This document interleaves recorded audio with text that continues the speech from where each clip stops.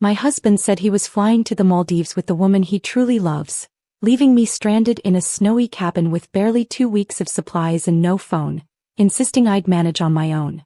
As his car disappeared down the road, I simply smiled. He had no clue what awaited him at the airport. "You'll survive. You always do.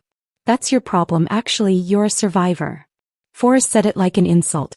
Like my ability to endure made me disposable. Like resilience was weakness instead of strength. I was lying in my grandmother's cabin, 2 days after emergency surgery, watching through a frost-clouded window as my husband threw his suitcase into my Jeep. His mistress, 26, toned, glowing with the confidence of someone who'd never faced real consequences, was already in the passenger seat. They were going to the Maldives. 7 days. Overwater bungalow. $42,000 of our joint savings funding their romantic escape. Meanwhile, I was stranded here. No phone, no transportation, no way to call for help if complications set in. The surgeon had been explicit. I was vulnerable. I needed constant monitoring. Infection, hemorrhaging, a dozen things could go wrong. Forrest knew that. He'd been there when the doctor explained it, phone in hand, barely listening. He'd smiled then. The same smile he was wearing now as he climbed into the driver's seat. He rolled down the window, leaned out. "Oh, and Brooke? I changed the locks on the apartment this morning. Just so you know. Wouldn't want you wasting energy trying to get in when you finally make it back to civilization." He laughed. Actually laughed. I stood at the window, one hand pressed against the surgical incision, the other braced against the wall for support. Every breath was agony. Every heartbeat a reminder that I should be in a hospital, not abandoned in the mountains. But I wasn't crying. Wasn't collapsing. Wasn't breaking the way Forrest expected. I was smiling. Because he'd made a catastrophic mistake. He thought he'd planned everything. Thought he'd accounted for every variable. Thought I'd be too weak, too isolated, too broken to fight back. He'd forgotten one thing. He'd forgotten who I was. And that oversight was going to cost him everything. The Jeep's taillights disappeared around the bend where the pine trees grew thick enough to block the sky. I watched until there was nothing left but tire tracks in the snow and the faint smell of exhaust hanging in the cold mountain air. My legs were shaking. The walk from the bed to the window, maybe 15 feet, had taken everything I had. The incision pulled with each breath, a reminder that my body had been opened, gutted, fundamentally altered just 48 hours ago. Emergency hysterectomy. That's what the surgeon had called it when I'd woken up in recovery, groggy and disoriented, Forrest nowhere to be seen. I'd been hemorrhaging at home. Massive blood loss. The kind where minutes matter. Forrest had driven me to the ER with his jaw clenched tight, hands gripping the steering wheel like he was angry at me, at the inconvenience of my medical emergency interrupting whatever he'd been doing that afternoon. The surgeon had been a tall woman with gray-streaked hair and eyes that had seen too much. She'd explained everything while Forrest stood in the corner of my hospital room, scrolling his phone with the focus of someone reading something far more important than his wife's medical crisis. I'd watched her eyes flick from him to me, watched her mouth tighten almost imperceptibly. Recognition. The universal signal women give each other when they see what's really happening beneath the surface. "Complete bedrest for 2 weeks minimum," she'd said, directing her words at me but watching Forrest. "No stairs. No lifting anything heavier than a water bottle. You'll need constant monitoring for fever, excessive bleeding, signs of infection. You'll be extremely vulnerable during recovery." That word. Vulnerable. Forrest had looked up from his phone then. And smiled. I should have known right then what he was planning. Should have recognized that smile for what it was. Not relief that I'd survived, but calculation. Opportunity. But I'd been too drugged, too exhausted, too focused on the searing pain across my abdomen to think clearly. Now standing at the cabin window watching the space where my Jeep had been, I understood everything. This morning Forrest had brought me breakfast, lukewarm oatmeal that tasted like paste and my pain medication. I'd watched him move around the room with that careful efficiency, like he was checking items off a mental list. Then he'd done something that made my stomach drop. He'd picked up my phone from the nightstand and slipped it into his pocket. The movement was so smooth, so practiced I'd almost missed it. "You need complete rest," he'd said, smiling that smile. "Doctor's orders. No work stress, no social media rabbit holes. I'm doing you a favor, Brooke." I'd wanted to argue, but the pain had been too sharp, the medication making my thoughts slow and sticky. I'd watched him leave the room, heard him moving through the cabin, heard the scrape of firewood being stacked, the clank of cans being organized in the pantry. He'd been preparing, planning, making sure I had just enough to survive but not enough to escape. Then he'd come back to the bedroom and delivered his announcement like he was reporting a business trip. I'm flying to the Maldives. With Natalie. You remember Natalie? My personal trainer. Natalie. Of course it was Natalie. I'd met her twice. Once when I'd picked Forrest up from the gym 6 months ago, she'd barely glanced at me, just kept talking to Forrest about core engagement and optimizing his routine. The second time was at a fundraiser 3 months back. She'd looked through me like I was furniture. 26 years old. All toned muscle and high ponytails and Instagram posts about wellness journeys and living your best life. And now she was in my Jeep heading to the Maldives with my husband, funded by my money. I'm taking the joint savings, Forrest had said, words tumbling out faster like he wanted to get it all out before I could interrupt. All 42,000. Already transferred it this morning while you were sleeping. Turns out Natalie and I don't need a down payment on a bigger house. We need a vacation. We need to remember what it feels like to be young and happy. He'd pulled our apartment keys from his jacket pocket, the keys on the Tiffany keyring I'd given him on our wedding day, and dropped them on the floor. The sound they'd made was small but final. Like bones breaking. Change the locks too. Your stuff's in storage. Public storage on Route 38, Unit 519. Paid for 1 month. After that, they auction it off. So you might want to prioritize picking it up when you get back to civilization. I tried to stand. Made it halfway before the pain folded me back onto the bed. I'd pressed both hands against the incision, feeling heat, inflammation or rage, impossible to distinguish. Why? I'd whispered. Forrest had actually considered the question, tilting his head like I was a mildly interesting puzzle. Because I want more. Because you're 39 and you let yourself go. Because Natalie makes me feel alive in a way you haven't in years. He'd straightened, adjusting his leather jacket, the one I'd bought him for our 8th anniversary. Because the opportunity presented itself. Your surgery, this isolated cabin, perfect timing, and I'm smart enough to take it. That's when he'd said it. That line about me being a survivor. Like it was my fatal flaw instead of my strength. Now I stood at the window watching the empty space where my life used to be, and let myself remember what Forrest had conveniently forgotten. This cabin wasn't a prison. It was my grandmother's legacy. Gram had left it to me 3 years ago when she passed. It had been her refuge after my grandfather died. A place where she'd rebuilt herself, learned who she was without a man defining her, created a life on her own terms. She taught me everything during the summers I'd spent here as a kid. How to split wood. How to read weather patterns in the clouds. How to start a fire with damp kindling. How to be alone without being lonely. You're stronger than you know, Brooke, she told me during my last visit before she died. We'd been sitting on the porch watching the sun set over the mountains. Life's going to test that strength someday. When it does, remember where you come from. Remember what I taught you. At the time, I thought she was just being sentimental. Gram was 83, reflecting on her life, passing down wisdom the way grandmothers do. But now I understood. She'd been preparing me, warning me. She'd met Forrest exactly once, at our wedding. I'd watched her watch him throughout the ceremony, her expression unreadable. During the reception she'd pulled me aside. Trust your instincts, Brooke, she'd whispered, gripping my hands with surprising strength. Always. I'd laughed it off, too happy and in love to hear what she was really saying. But Gram had known. Somehow she'd seen what I couldn't. That the man I was marrying had the capacity for this kind of cruelty.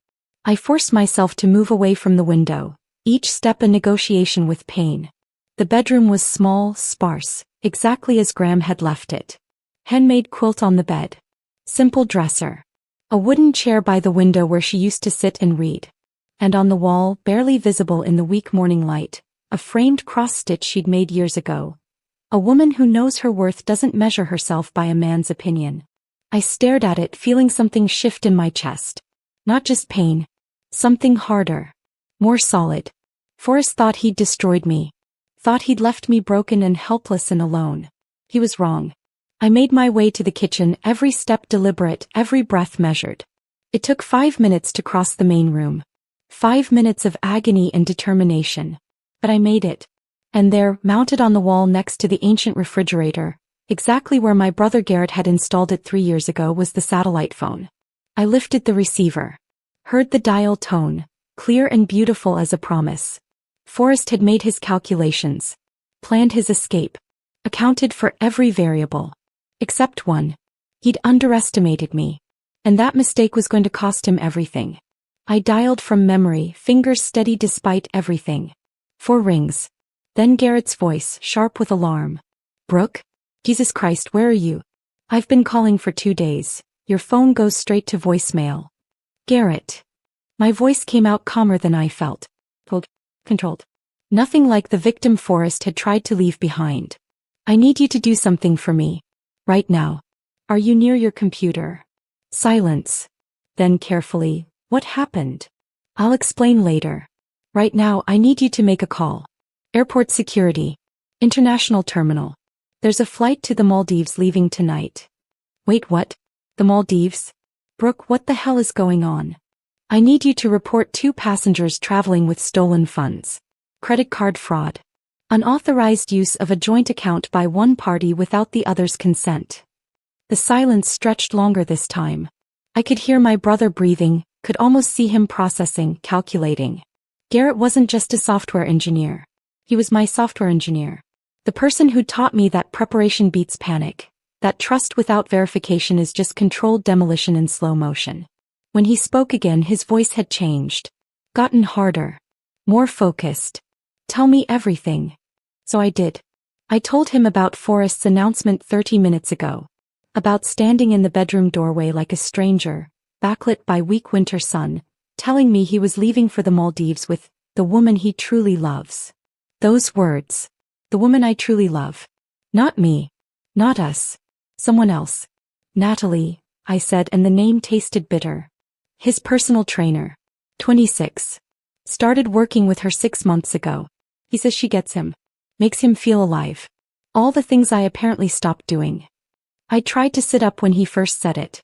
The incision had screamed in protest and I'd collapsed back onto the pillows, tasting copper where I'd bitten the inside of my cheek. Natalie. I'd met her twice. Once at the gym when I'd picked Forrest up. She'd barely glanced at me, just kept talking to him about optimal heart rate zones. The second time at a charity fundraiser 3 months ago. She'd looked through me like I was furniture. Like I didn't exist.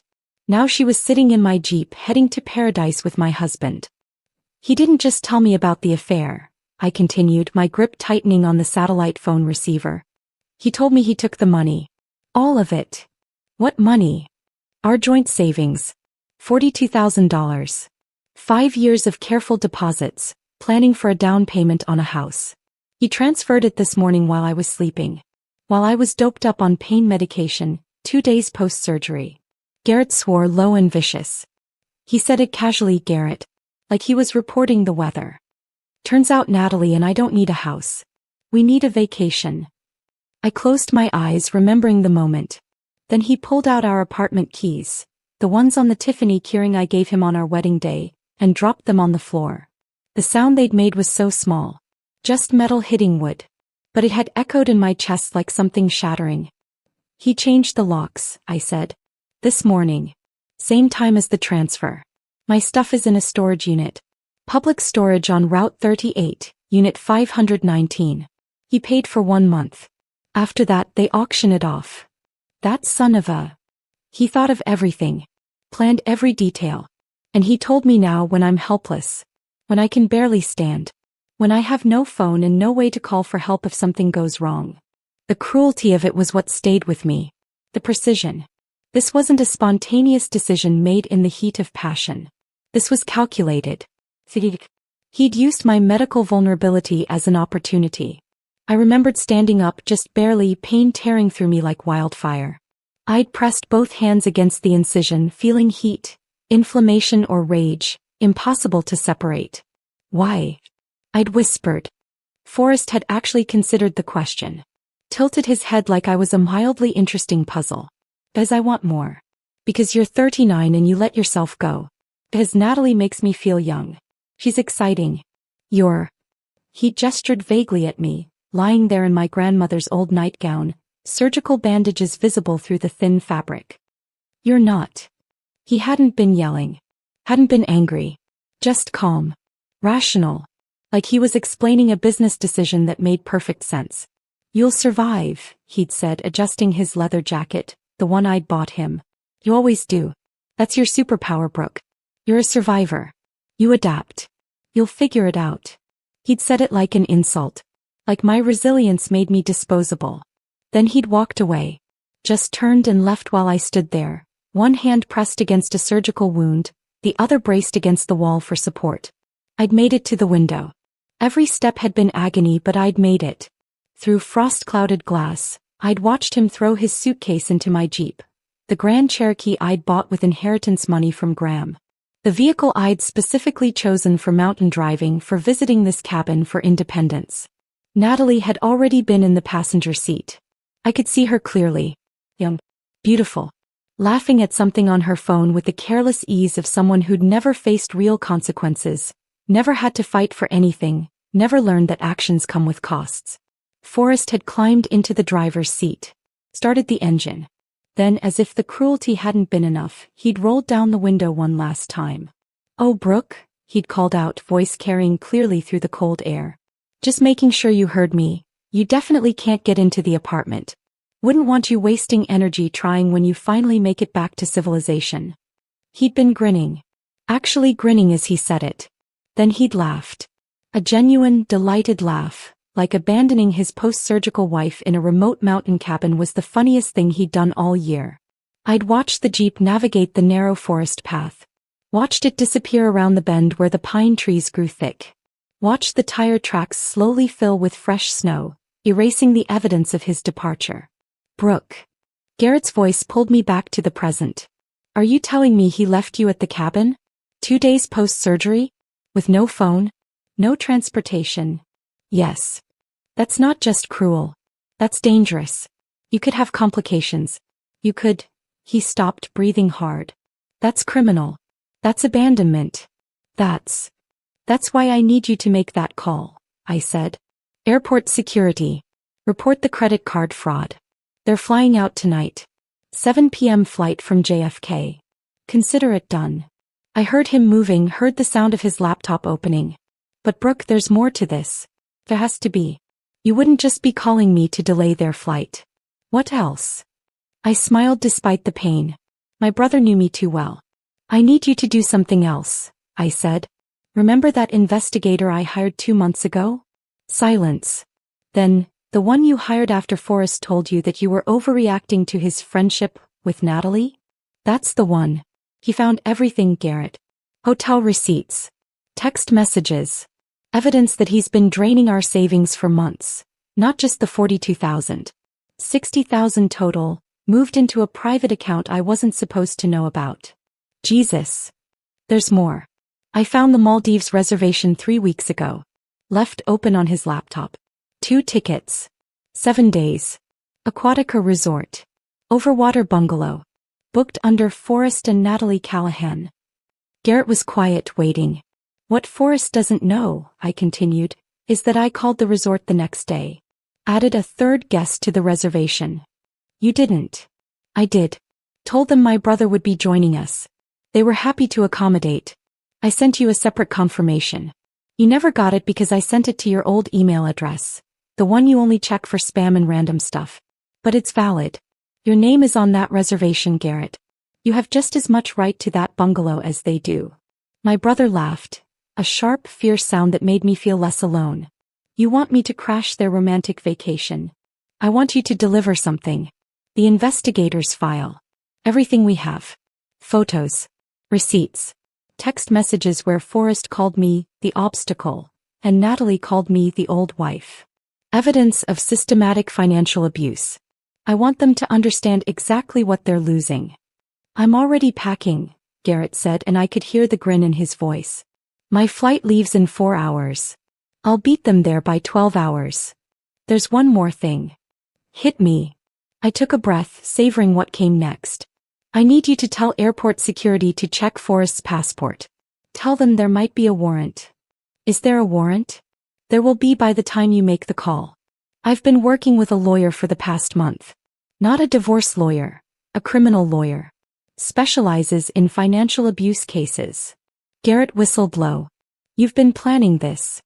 I hoped I was wrong, I said quietly. Hoped he'd prove me wrong. But I prepared anyway. What kind of warrant are we talking about? Emergency protective order. Asset freeze. And yes, an arrest warrant pending investigation of financial abuse and domestic violence. The law considers abandoning a post-surgical spouse without means of communication or access to funds to be life-threatening neglect. When does it hit the system? I checked the old clock on the kitchen wall. About 6 hours. Right when they'll be going through security. For a moment neither of us spoke. Then Garrett's voice came through, rough with emotion. You're brilliant. You know that. I'm tired, I said honestly. But I'm not broken. No, he agreed. You're definitely not broken. After we hung up, I stood in the kitchen, receiver still in my hand, feeling something settle in my chest. Not quite peace. Not yet. But something close. Forrest had called me a survivor like it was my weakness. He was about to learn it was my greatest strength. I hung up the satellite phone and stood there in the kitchen, my hands still resting on the receiver, feeling the weight of what I'd just set in motion. The dial tone had gone silent, but my heart was still racing. Not from fear, but from something sharper. Clarity. Purpose. The kitchen was cold. I'd let the wood stove burn down while I was on the phone with Garrett, too focused on laying out the plan to notice the temperature dropping. Now I felt it. The kind of cold that seeps into your bones, makes your fingers ache, reminds you that survival requires attention to details. I moved to the stove, opened the iron door, and fed in 2 logs from the stack Forrest had so carefully prepared. The irony wasn't lost on me. He'd stocked firewood thinking he was ensuring my survival just long enough to make his escape clean. What he'd actually done was give me the resources to stay comfortable while I dismantled his life piece by piece. The logs caught quickly, flames licking up around the dry bark. I watched them burn, feeling the heat start to radiate outward, and thought about timing. 6 hours until the warrant hit the system. Forrest and Natalie would be at JFK by now, probably checking in, maybe grabbing overpriced airport food and champagne, celebrating their brilliant escape. Forrest would be relaxed, confident, certain he'd planned everything perfectly. He had no idea what was waiting for him at the security checkpoint. I made my way back to the bedroom, each step still in negotiation with pain, and lowered myself carefully onto the bed. The incision pulled tight, a reminder that my body was still healing, still vulnerable in the ways the surgeon had warned about. But vulnerability wasn't weakness. I was learning that now. I reached for the drawer in the nightstand, Graham's old nightstand, the one she'd used for decades. Inside was her journal, the leather cover worn soft with age and handling. I'd found it 2 years ago while cleaning out the cabin after she passed, had read it cover to cover in one sitting, crying through most of it. Graham's marriage hadn't been what I'd thought. The stories I'd heard growing up, about my grandfather being a good man, a provider, a pillar of the community, were sanitized versions. The truth, written in Graham's careful handwriting, was darker. He'd been controlling, dismissive, unfaithful. He'd made her feel small, insignificant, like she existed only to serve his needs and maintain his image. She'd stayed for 30 years because that's what women did in her generation. You stayed. You endured. You smiled for the neighbors and pretended everything was fine. But after he died, she'd bought this cabin and built a different life. One on her own terms. I wasted decades trying to change him, she'd written in an entry from 15 years ago. I should have spent that time becoming who I was meant to be. There was another entry dated a year before she died. I'm leaving the cabin to Brooke. She has my spine even if she doesn't know it yet. She'll need it someday. I just hope she uses it sooner than I did. I closed the journal, feeling tears burn behind my eyes. She'd known. Somehow she'd seen it coming, not the specifics maybe but the shape of it. The pattern. My phone, Forrest's phone now, the one he'd stolen this morning, would have been buzzing with concerned messages by now if anyone knew where I was. But nobody did. I told my 2 closest friends I was taking time off to recover from surgery. Told them I needed quiet, needed space, would reach out when I was ready. Forrest had isolated me so carefully. So thoroughly. He'd probably thought that was another brilliant move. Make sure nobody would check on me for at least a week, maybe 2. What he hadn't counted on was Garrett.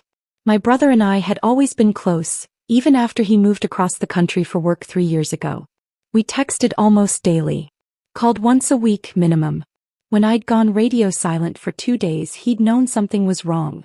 That's why he'd been calling. Why his voice had been sharp with alarm when he answered the satellite phone. Garrett had installed that phone after Graham died, during one of his visits to help me sort through her things. "You're up here alone sometimes," he'd said, mounting it on the kitchen wall. "What if there's an emergency? What if you get hurt?" I'd protested that it was overkill, that I had my cell phone, that I'd be fine. "Humor me," he'd insisted. "Besides, Graham would want it. She'd want to know you could always call for help." Forrest had been with me on that trip. He'd stood in the corner of the kitchen, arms crossed, watching Garrett work with barely concealed irritation. "This place doesn't even have reliable electricity and you're installing a satellite phone?" he'd said, voice dripping with disdain. "That's a waste of money." Garrett had looked at him, really looked at him, and something had passed between them. Some kind of masculine challenge I hadn't fully understood at the time.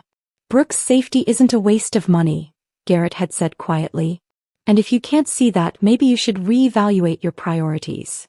Forrest had left the cabin shortly after, claimed he had work calls to make, spent the rest of the weekend in the car or on the porch, refusing to engage. I'd chalked it up to typical brother-in-law tension. Men being territorial. Nothing to worry about. Now I understood what Garrett had seen. What he'd recognized in Forrest even then. The capacity for abandonment. For cruelty. For calculating exactly how much he could take before someone fought back.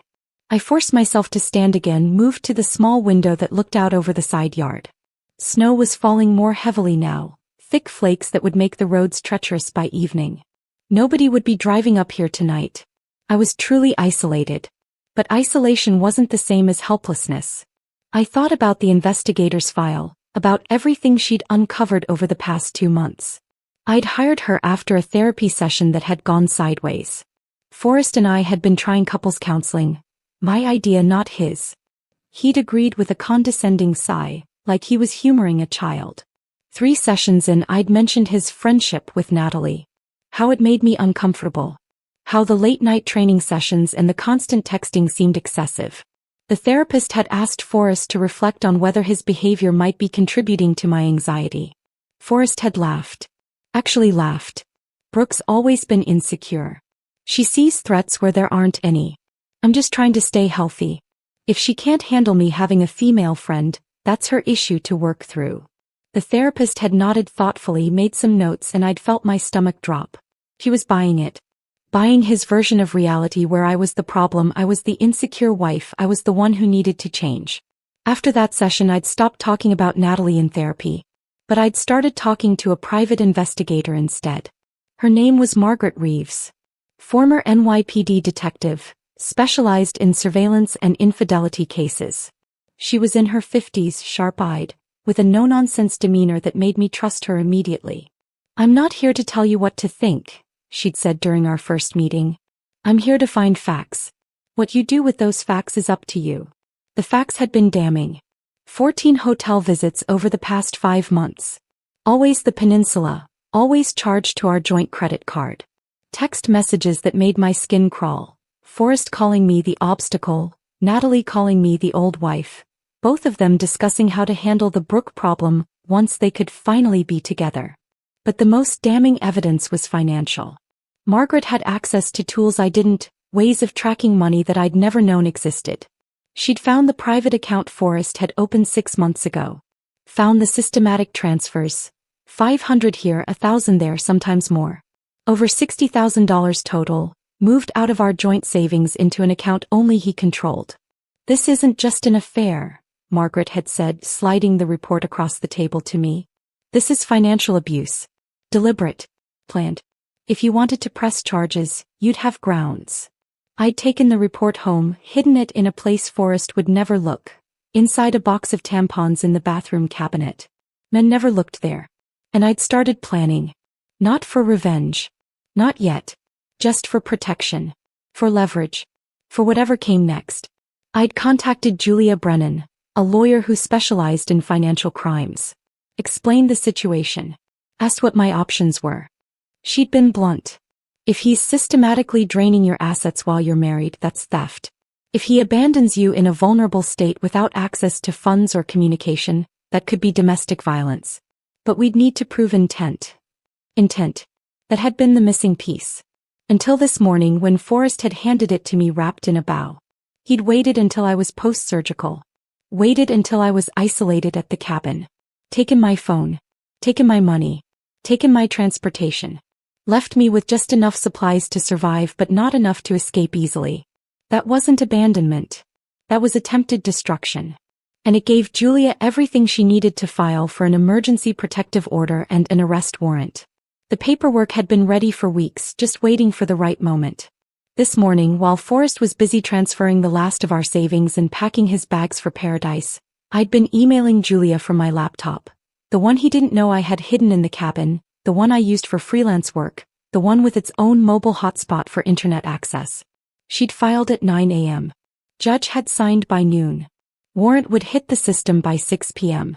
Right when Forrest would be going through airport security, boarding pass in hand, Natalie by his side, convinced he'd gotten away with everything. I moved away from the window back to the bed, lowering myself carefully onto the mattress. The pain was constant now, a low burn that the medication could only partially touch. But pain was just information. Just my body telling me what it needed. And right now what I needed was rest. Real rest. Not the fitful half-sleep of survival mode, but actual recovery. Because this wasn't over. The arrest was just the beginning. I closed my eyes, pulled Graham's quilt up over my shoulders, and let myself feel something I hadn't felt in years. Not happiness. Not yet. But something close. The cold satisfaction of knowing that the man who'd tried to destroy me was about to learn a lesson he'd never forget. You don't underestimate a survivor. You don't confuse endurance with submission. And you definitely don't forget about the satellite phone. Sleep didn't come. I lay in the darkness, listening to the wind howl through the pines, feeling the cabin creak and settle around me like a living thing. The pain medication had worn off hours ago, and the incision throbbed with each heartbeat, a metronome keeping time with my racing thoughts. I'd moved back to the armchair by the wood stove around 7, unable to stay still in bed, unable to do anything but wait. The fire threw dancing shadows across the walls, shapes that looked almost like people moving in the periphery of my vision. Ghosts maybe. Or just exhaustion playing tricks on my mind. The clock on the mantel, one of Graham's antiques that still kept perfect time, showed 8:47 p.m. Forrest and Natalie would be at the airport by now. Probably through check-in. Maybe browsing the duty-free shops, picking out overpriced perfume or designer sunglasses for their tropical escape. Maybe sitting in an airport lounge, champagne in hand, toasting their brilliant plan. I wondered if Forrest was thinking about me at all. If any part of him felt guilt or hesitation. If he'd looked back as he drove away even once. Probably not. The man who could abandon his wife 2 days post-surgery wasn't the kind of man who suffered from conscience. I fed another log into the stove, watching sparks spiral up the chimney like tiny desperate stars. My hands were shaking, not from cold but from something deeper. Adrenaline that had nowhere to go. Anticipation that felt like a physical weight pressing down on my chest. The waiting was its own kind of torture. I forced myself to move to the kitchen to heat soup on the propane stove. Chicken noodle from a can, the kind Graham always kept stocked because it was cheap and lasted forever. I ate standing up, mechanical bites that tasted like nothing, but my body needed fuel. The surgeon had been clear about that. Nutrition was crucial for healing. As I ate, my mind kept drifting back over the past 6 months, playing them like a film reel I couldn't stop. The signs had been there. I just refused to see them. Forrest working late more often, coming home after I was already asleep, smelling like unfamiliar soap. His sudden obsession with fitness. Not just going to the gym but hiring a personal trainer, meal prepping, talking constantly about optimizing his body and investing in his health. I'd thought it was a midlife crisis. He was 37, maybe feeling the years creeping up, trying to recapture youth. I'd actually encouraged it. Told him I was proud of him for taking care of himself. God, I'd been so blind. Then there were the phone habits. The way he'd angle the screen away when notifications came in. The way he'd step into another room to take calls.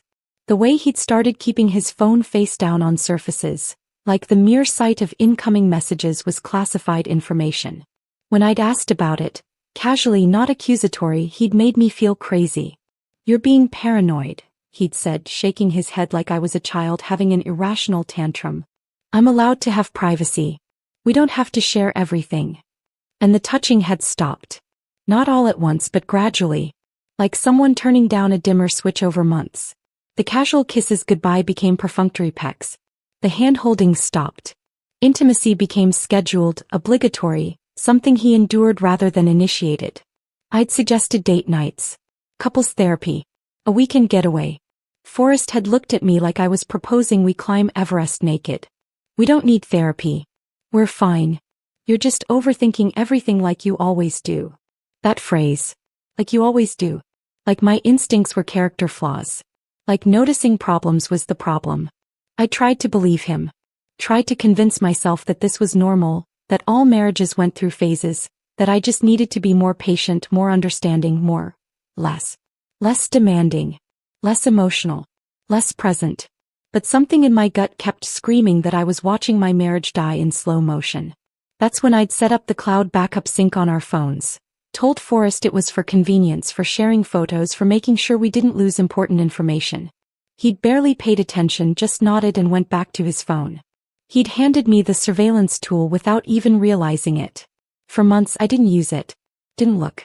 Told myself that if I trusted him, if I just gave him space, things would get better. Then came the therapy session. The one where he'd laughed when I mentioned Natalie. The one where he'd made me sound unhinged in front of a professional whose job was to evaluate our marriage. That night I'd opened the cloud backup. Started reading. The messages between Forrest and Natalie went back 8 months. Hundreds of texts. Photos I had to close immediately because seeing them felt like being flayed alive. Plans. Promises. An entire relationship happening in the margins of mine. She's getting suspicious, Forrest had texted one night in April. Just keep her calm until we can make a clean break, Natalie had replied. After the house closes, we'll have enough for the Maldives trip. Then I'll tell her. But they hadn't waited for the house to close. They'd found another opportunity. My emergency surgery. Perfect timing. Forrest had texted Natalie from the hospital waiting room while I was in the operating theater.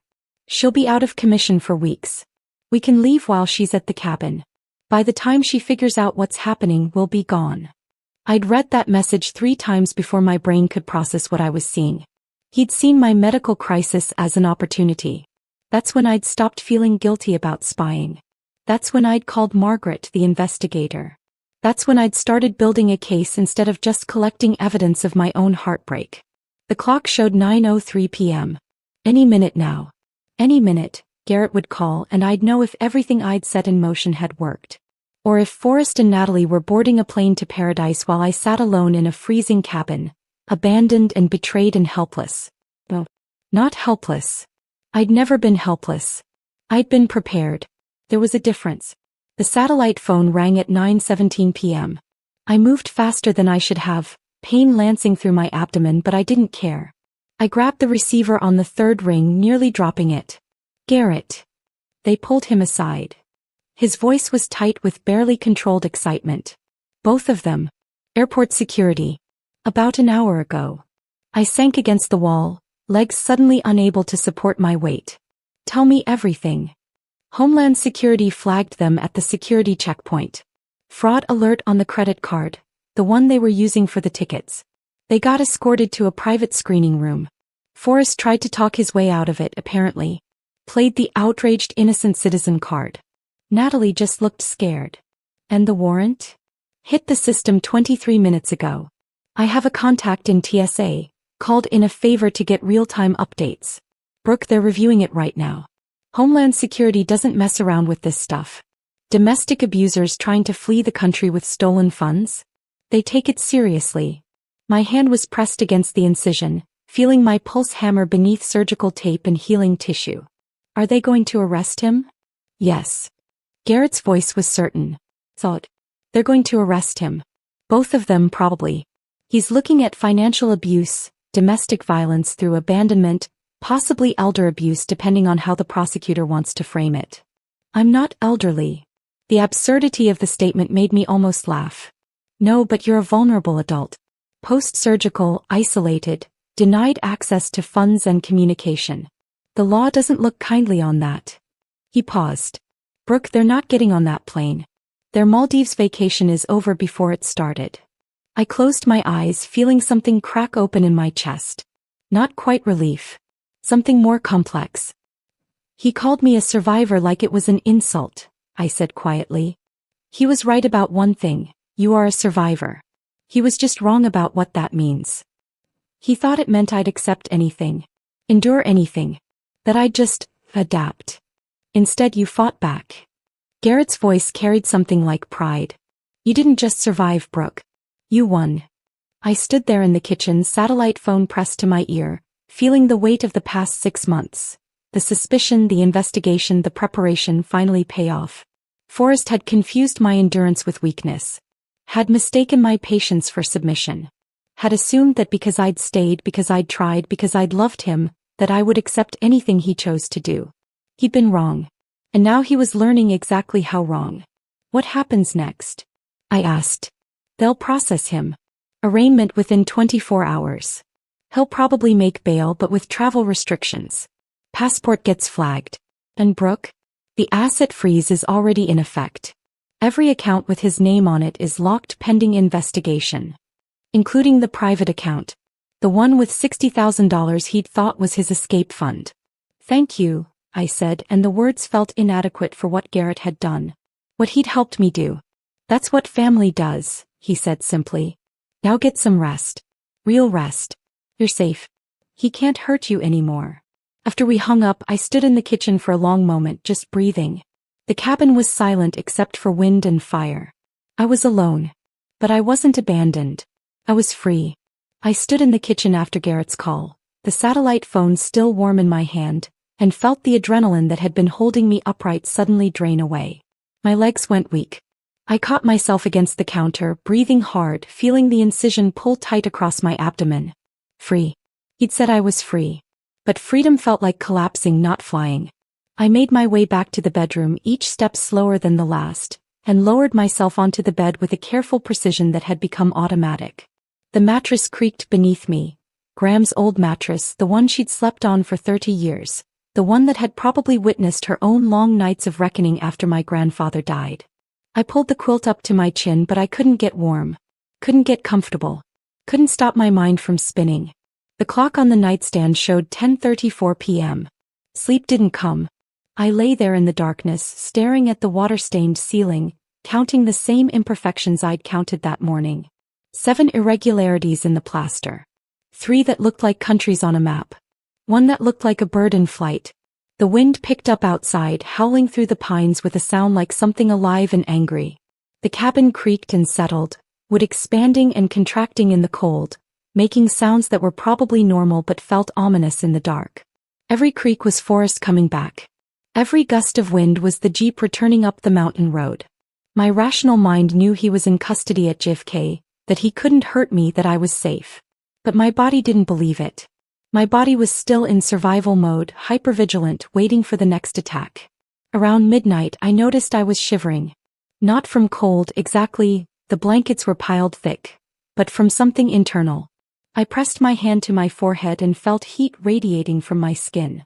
Fever. The surgeon's warnings echoed in my head. Watch for fever.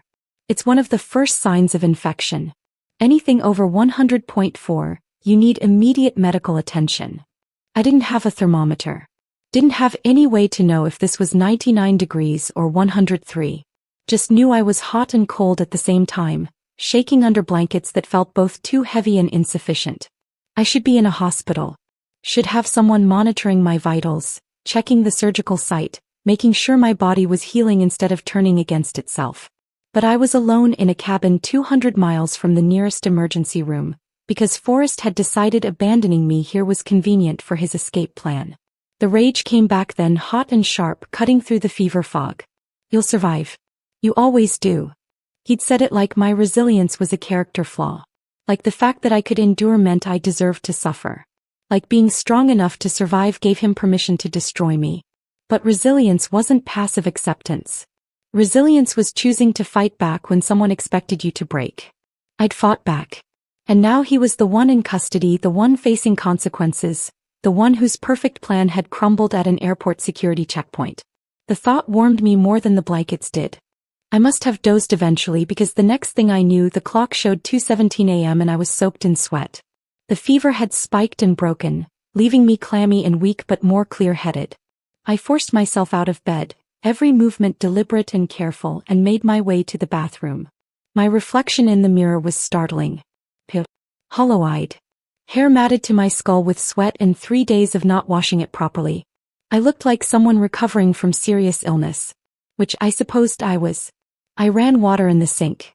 The cabin had a well, thank God, one of the improvements Graham had made in her later years, and washed my face, the back of my neck, my arms. The cold water felt like salvation. Then I peeled back the surgical dressing with shaking hands. The incision was angry red, the skin around it tight and inflamed. But it wasn't weeping. Wasn't showing the green or yellow discharge that would signal serious infection. Just healing the way surgical wounds heal. Ugly, painful, slow. I applied fresh antibiotic ointment from the supplies the hospital had sent me home with.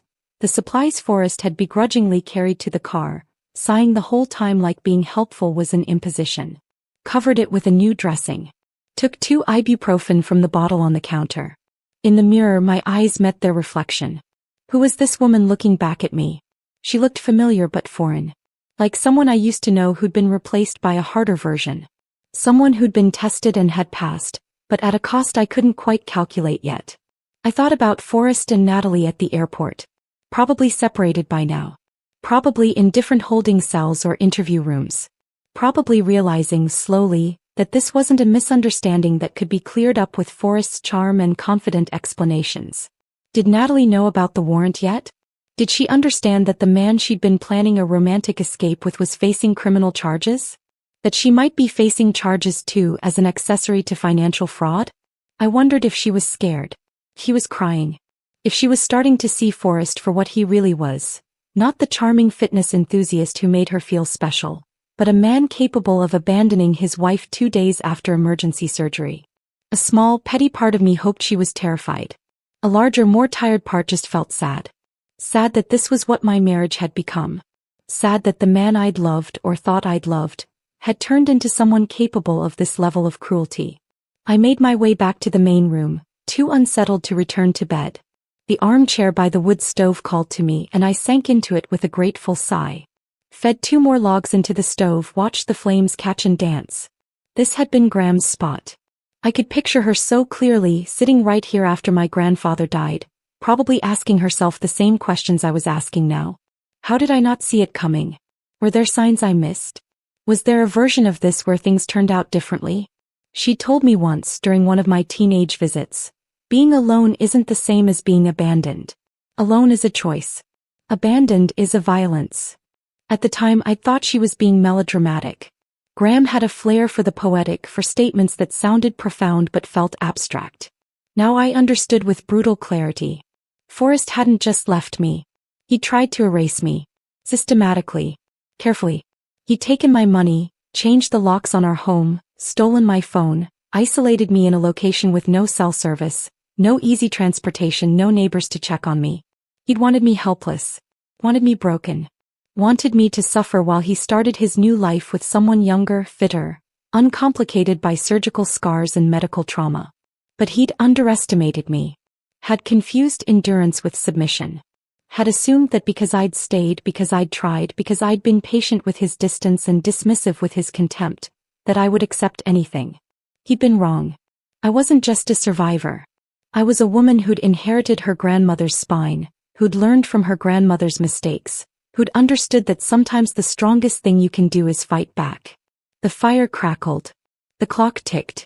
Outside, the wind began to die down and through the window, I could see the first hints of dawn turning the sky from black to deep blue to pale gray. I'd made it through the night. Through the fever. Through the waiting and the wondering. The satellite phone rang at 6:43 a.m., jarring in the pre-dawn quiet. I grabbed it on the second ring. Garrett. They arrested him. His voice was rough, gravelly with exhaustion. Both of them. About 2 hours ago. Forrest on the warrant. Financial abuse, domestic violence through abandonment. Natalie as an accessory to fraud. They're being held pending arraignment. The words should have felt like victory. Should have flooded me with relief or satisfaction or vindication. is that I felt empty. Hollowed out. Like I'd been fighting so hard for so long that now that the fight was over, I didn't know what to do with my hands. Brooke? You still there? Yeah. I'm here. Are you okay? I looked around the cabin, the wood stove glowing, the shadows retreating as dawn light filtered through the windows, Graham's quilt still on the bed, her journal on the nightstand. No, I said honestly. But I will be. Garrett was quiet for a moment. I could hear him breathing, could imagine him in his apartment across the country, phone pressed to his ear, worried about his little sister. I'm flying to you, he said finally. First flight I can get. I'll be there by tonight. You shouldn't be alone right now. I'm not alone, I told him, and I meant it. I had myself. The version of myself that Graham had raised. The version that knew how to split wood and read weather patterns and survive in isolation. The version that understood the difference between being alone and being abandoned. The version that knew how to fight back. I have myself, I said. And right now that's enough. After we hung up, I sat in the armchair watching the sun rise over the mountains, feeling the cabin warm as light filled the space. Forrest was in custody. The money was frozen. The apartment locks could be changed back. I'd won. So why did victory feel so much like grief? The question hung in the air long after I set down the satellite phone. Why did victory feel so much like grief?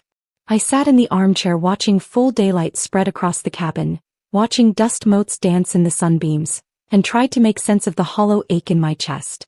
Forrest was in custody. I'd won. So why did I feel like I'd lost something essential? The answer came slowly, unwelcome, because I had lost something. Not Forrest. I'd lost him months ago, maybe years. What I'd lost was the story I'd been telling myself about who we were, who I was, what my life meant. That story was gone now. Burned away like morning fog. And I didn't know yet what would replace it. Around noon, I heard an engine on the mountain road. My body went rigid, fight or flight response kicking in before my brain could catch up. But it wasn't the Jeep. It was Garrett's truck. A beat-up Ford that he'd driven cross-country more times than I could count. He wasn't alone. A woman climbed out of the passenger side, compact, fit, maybe 50, with the kind of capable energy that radiated competence. She was carrying a medical bag. Garrett helped me to the door. I hadn't realized how weak I'd gotten until I tried to stand, tried to walk, and felt my legs shake with the effort. This is Susan, Garrett said, supporting my weight as I swayed. She works search and rescue. Trained paramedic. I asked her to check on you. Susan didn't waste time with pleasantries. She guided me back to the armchair, set her bag down, and started pulling out equipment. Thermometer. Blood pressure cuff. Stethoscope. How long have you had the fever? She asked, pressing the thermometer against my forehead. Since midnight. Broke around 2. Any chills? Nausea? Dizziness? All of the above. The thermometer beeped. She checked it, frowned. 99.2. That's elevated but not critical. She wrapped the blood pressure cuff around my arm, pumped it tight. When was your surgery? 4 days ago. Emergency hysterectomy. Her eyes met mine and I saw recognition there. Not just medical recognition. Something deeper. And you've been here alone since when? 2 days. She didn't say anything, just finished taking my blood pressure, checked the reading, made a note on her phone. Then she looked at Garrett. She needs a hospital. The incision is healing, but she's at risk for complications. She needs 4 antibiotics and professional monitoring. I'm fine, I started to say, but Susan cut me off with a look. You're not fine. You're recovering from major abdominal surgery in a remote cabin with no medical support. You developed a fever. You're weak, dehydrated, and if that incision gets infected, you could go septic. She softened slightly. I get it. You wanted to be alone.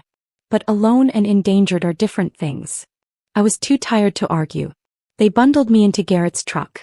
Susan in back with me, monitoring my vitals, Garrett driving with the careful focus of someone transporting something fragile. The 2-hour drive back to town felt longer, every bump in the road sending jolts of pain through my abdomen. But I was grateful. Grateful I didn't have to be strong anymore. Grateful I could let someone else make decisions for a few hours. The hospital loomed ahead, all concrete and glass and fluorescent lighting. The same hospital where I'd had the surgery.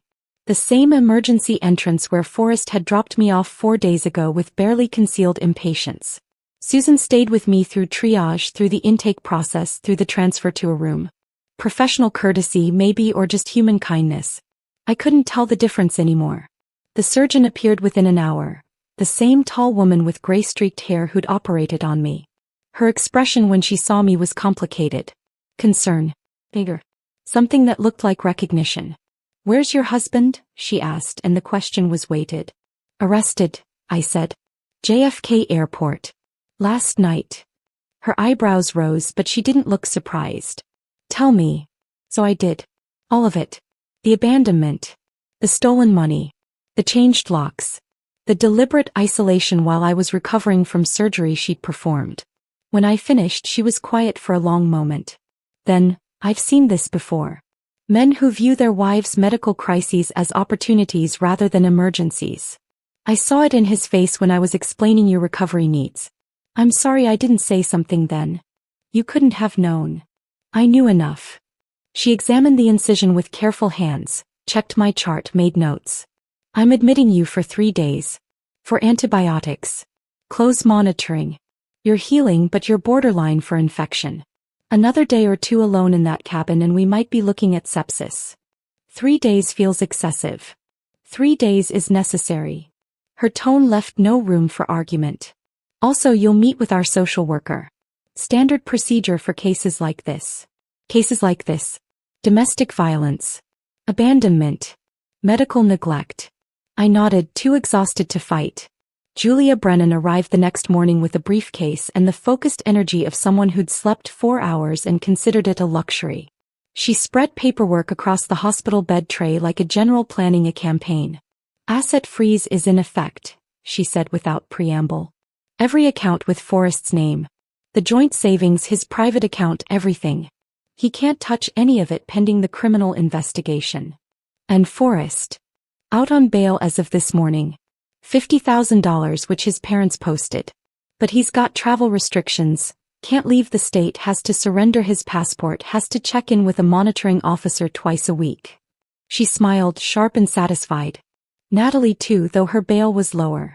20,000. Her parents weren't thrilled. His lawyer. Trying to claim the transfer was legal, that you're weaponizing the system out of spite, that this is a bitter spouse using the courts for revenge. Julia's smile widened. "Let him try. We have text messages where Forrest explicitly discusses timing your abandonment to your surgery. We have evidence of systematic financial abuse going back 6 months. We have medical testimony that his actions constituted life-threatening neglect. He's not winning this." I should have felt triumphant. Should have felt vindicated. Instead, I felt tired. Bone-deep, soul-tired.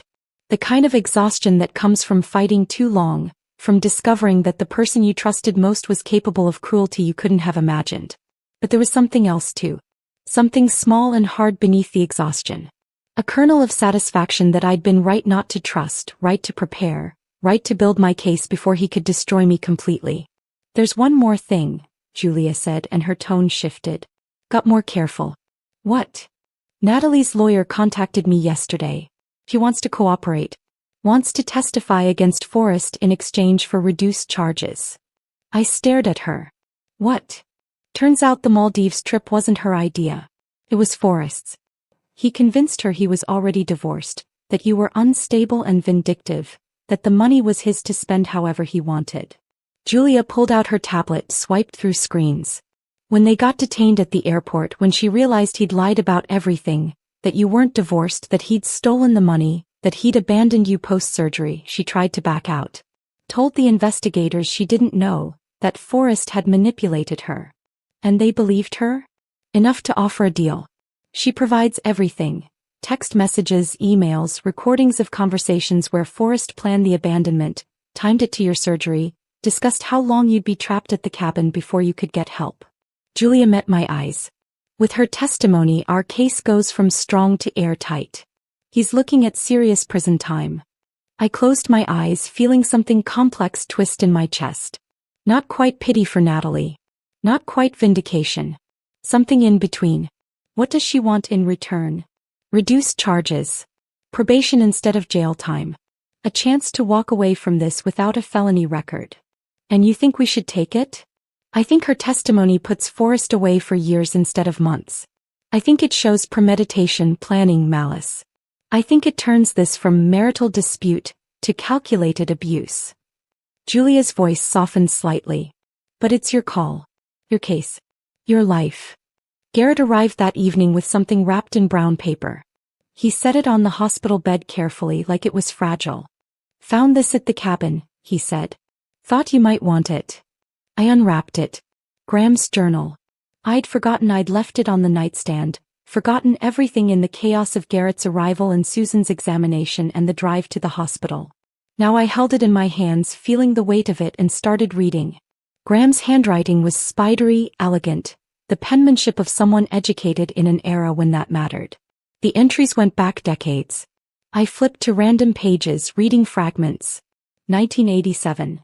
He came home at 2 a.m. again. Smelling like perfume that isn't mine.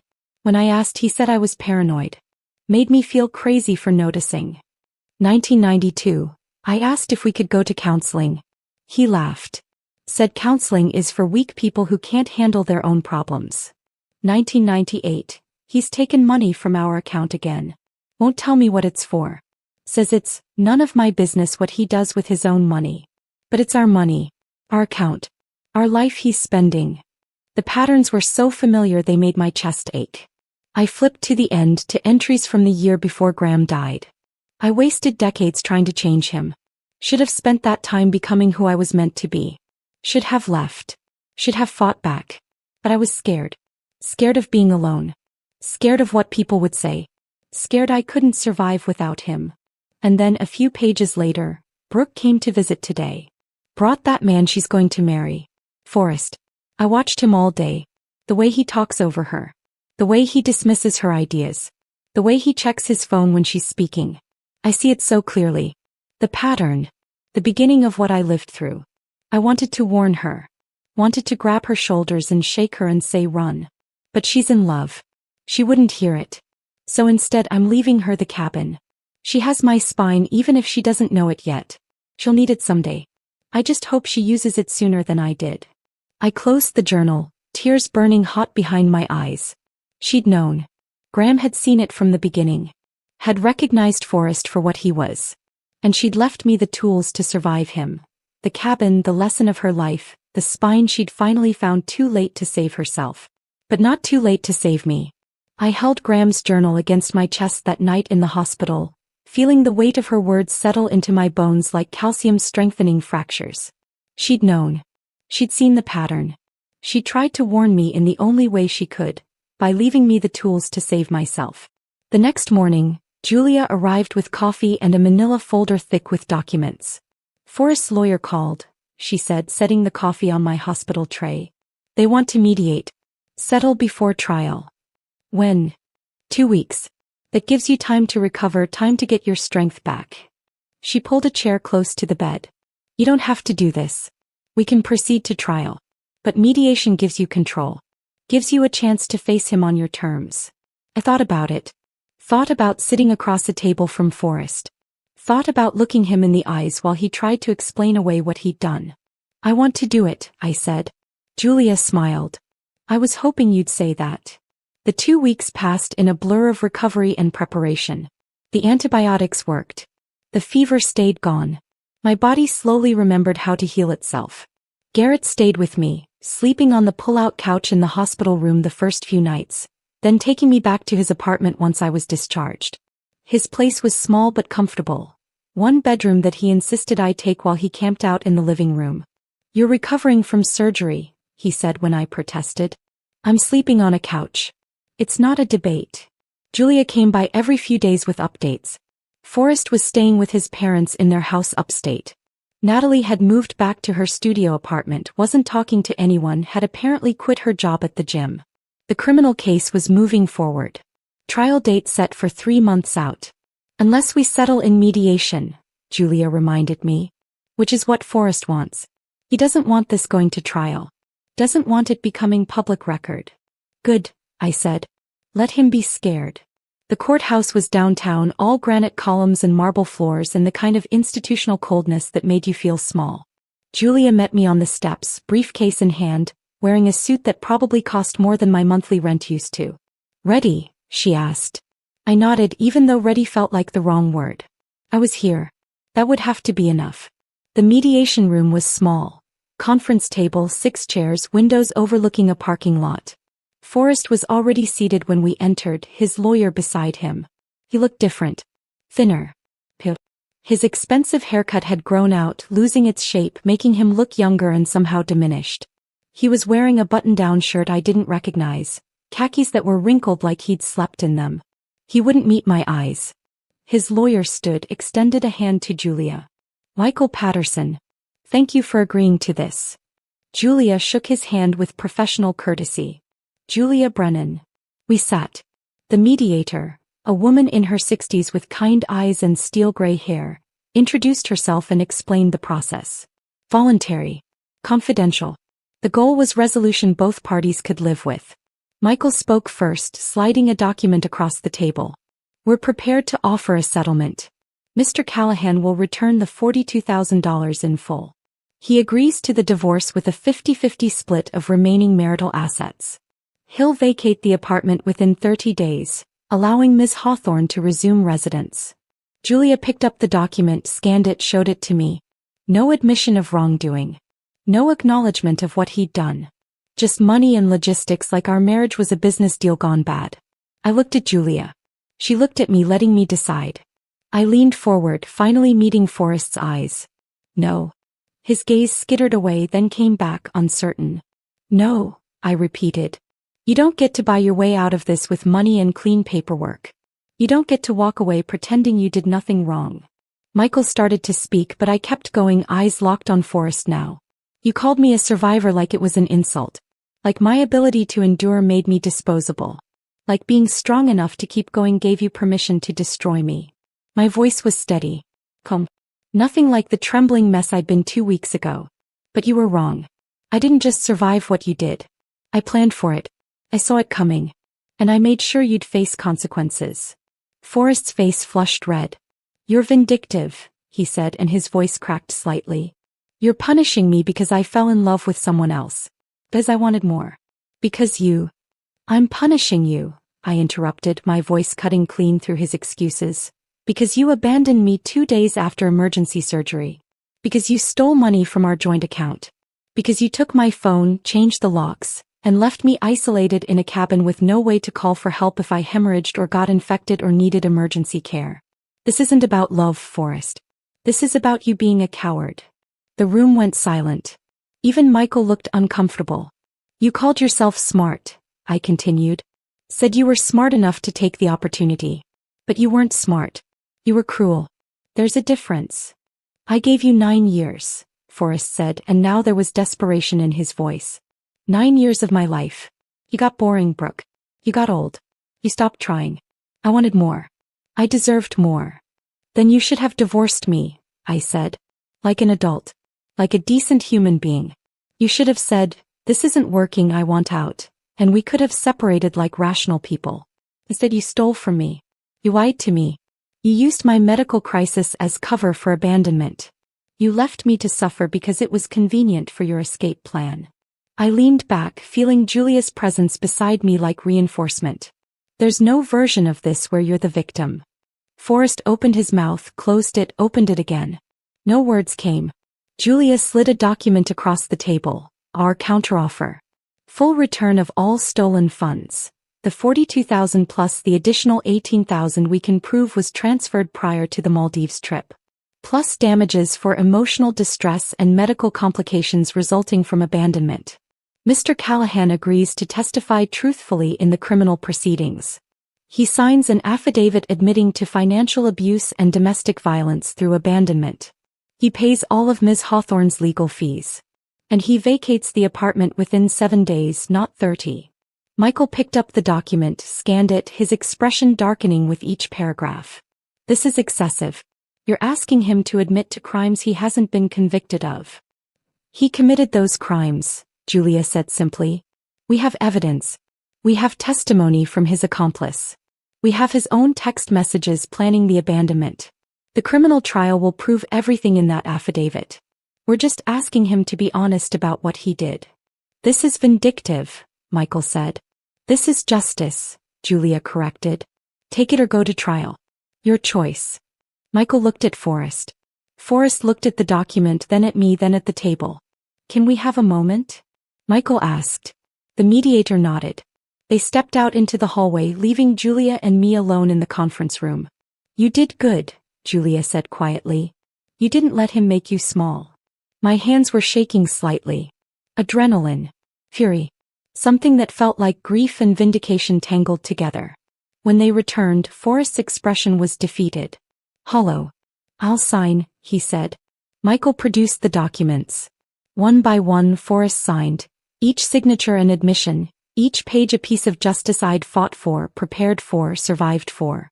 When it was done, he looked at me one last time. I didn't mean for it to go this way, he said, and he almost sounded sincere. Almost.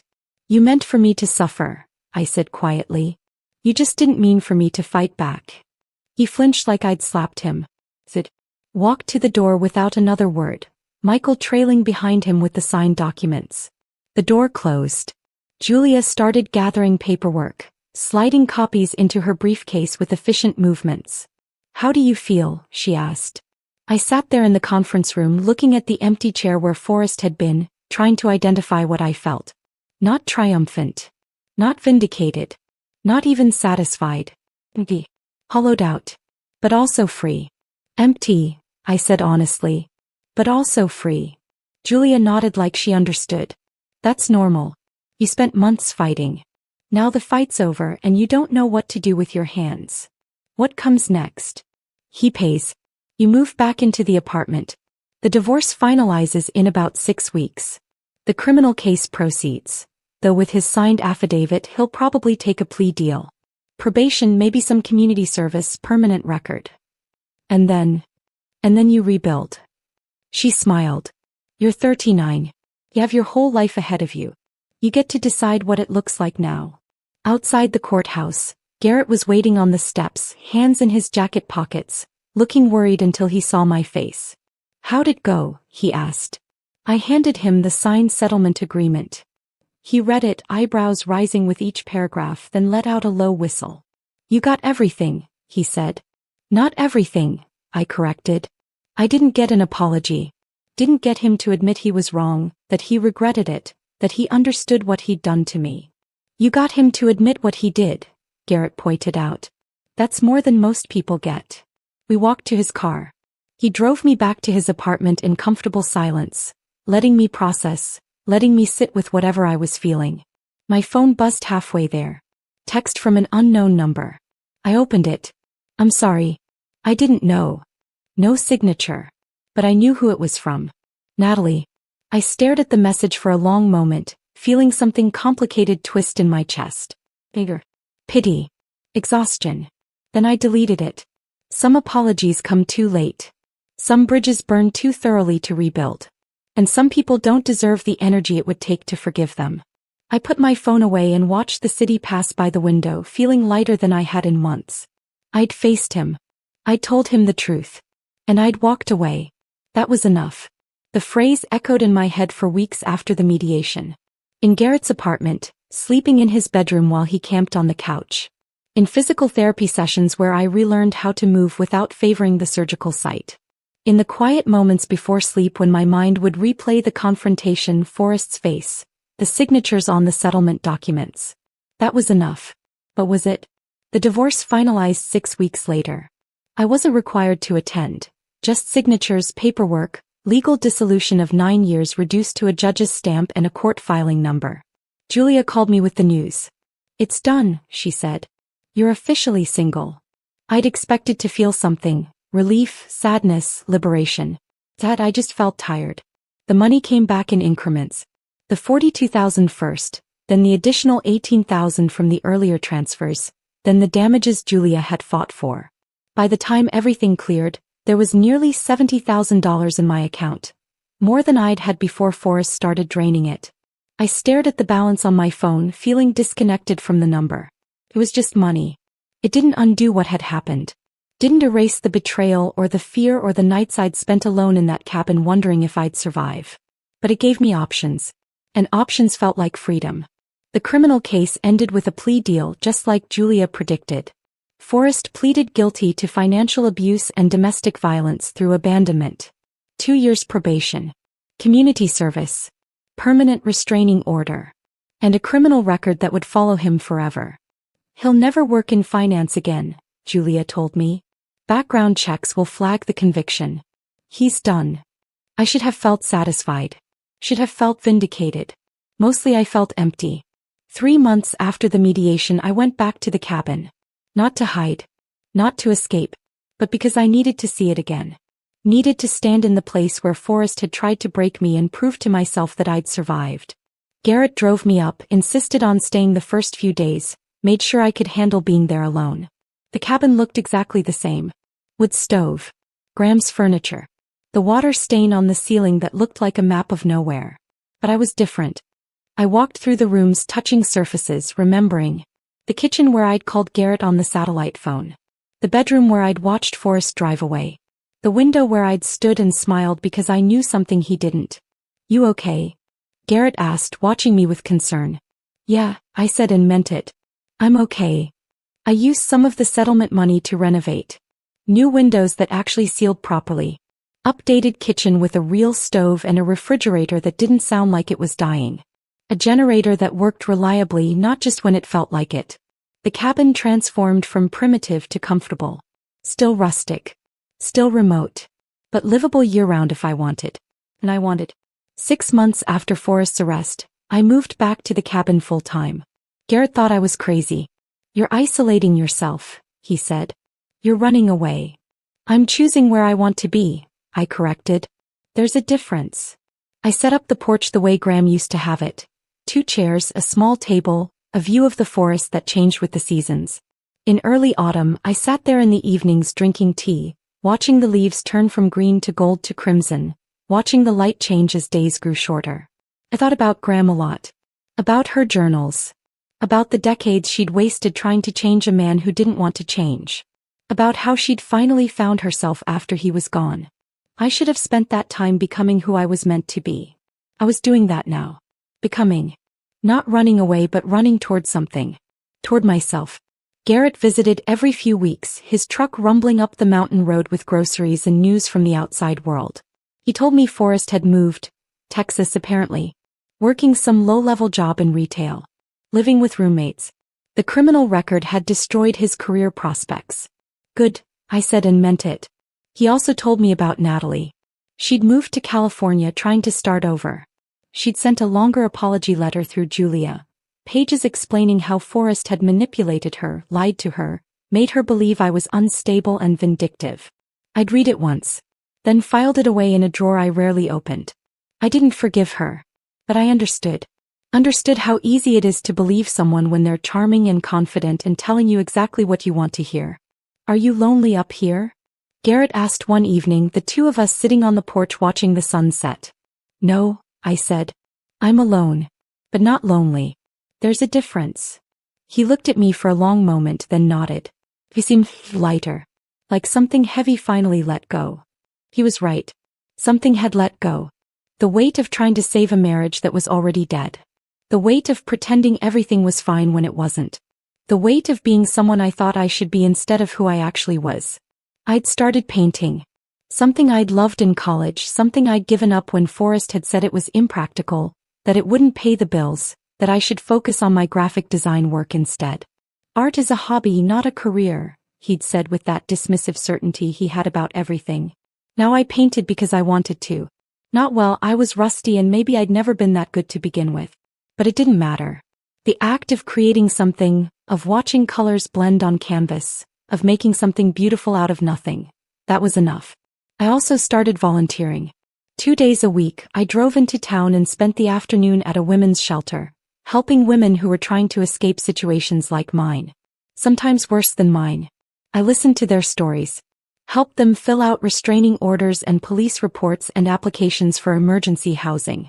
Told them they weren't crazy, they weren't overreacting, they were surviving. One woman, Sarah, mid-30s with a black eye she'd tried to cover with makeup, asked me how I'd found the strength to fight back. I told her about the satellite phone. About the evidence I'd collected. About preparation and instinct. But mostly I told her this: you're already strong.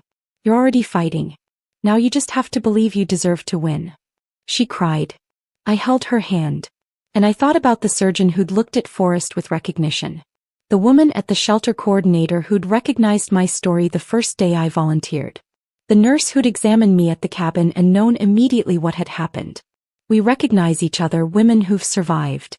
We know the signs. And we help each other escape. The anniversary came quietly. 1 year since the day Forrest had stood in the cabin doorway and announced he was leaving for the Maldives with the woman he truly loved. 1 year since he'd driven away laughing while I stood at the window, post-surgical and abandoned, planning his destruction. I marked it by hiking up to the ridge behind the cabin. It was a steep climb and my body still remembered the surgery. Certain movements pulled oddly, scar tissue protesting. But I made it. At the top the view stretched for miles.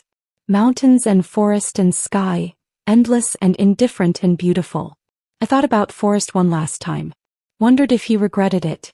Wondered if he understood what he'd lost. Not just the money or the career, but the chance to be someone better than he was. Probably not. Men like him rarely do. They move on, find new targets, repeat patterns until someone finally stops them. But I'd stopped him. At least for me. At least for now. I wasn't his victim. I never had been. I'd been his wife, then his opponent, then the woman who beat him. Now I was just Brooke. Myself. Whole. I breathed in the cold mountain air, autumn turning toward winter, the smell of pine and approaching snow, and felt something I hadn't felt in years. Peace. Not happiness. Not yet. Maybe not ever in the way I'd imagined happiness when I was younger, when I thought love and marriage and partnership were the path to fulfillment. But peace. The kind that comes from surviving something that tried to destroy you. The kind that comes from knowing who you are when everything else is stripped away. The kind that comes from choosing yourself. I stood on that ridge for a long time, watching the sun sink toward the horizon, painting the sky in shades of orange and pink and purple. Then I turned and hiked back down to the cabin. To the wood stove I'd learned to tend. To the paintings drying on the porch. To the life I was building on my own terms. Forrest had called me a survivor like it was an insult. He was right. I was a survivor. But survival wasn't the end of the story. It was just the beginning. I survived. And now I was learning how to live. If this story of calculated justice kept you hooked until the very end, smash that like button right now. My favorite part was when Brooke smiled at the window, knowing about the satellite phone Forrest had completely forgotten. What was your favorite moment? Drop it in the comments below. Don't miss more gripping stories of revenge and